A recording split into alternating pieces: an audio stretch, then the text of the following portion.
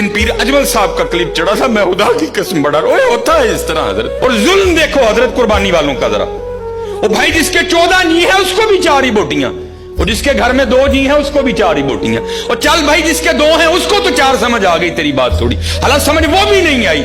और जिसके घर में 14 जी है उसको 4 बोटियां क्यों भेज रहा है? वो क्या करेगा तेरी इन 4 बोटियों का? सामने रख के देखेगा इनको, मैं खाऊं, मेरी बीवी खाएगी, बच्चों को खिलाऊं। जुल्म से देखो यार, वजह क्या है हम समझे नहीं, कुर्बानी की रूह क्या है।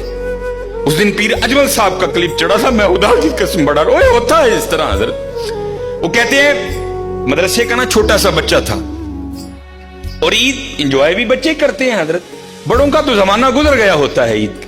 वो पीर अजमल साहब बयान कर रहे थे, मैंने बच्चे को कहा वो चल यार जेड़ी खल मदरसे आनी है आ ही जाएगी, जा तू क्यों ईद खराब करनी है, जा तू जाके ईद कर।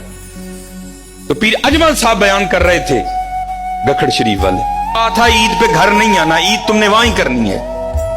कहते मैंने पूछा क्यों भाई, ईद का मजा तो घर में है, घर में जाके कर, यहां क्या पुत्र मजा आएगा ईद का।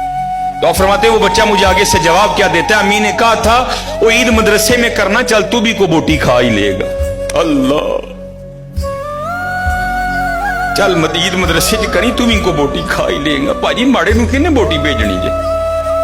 बोटी ते जानी ओनू जिहदे नाल मैनूं कोई काम है, बोटी तो जानी उत्थे जिथे मेरा आर्डर फंसे आदा, बोटी तो जानी है वहां जहां से मैंने कोई काम करवाना है। माड़े से मुझे क्या काम, वो मेरे किस काम आएगा हजरत? हाँ हजरत, माड़े से भी तुझे काम पड़ेगा, लेकिन पड़ेगा आगे जाके।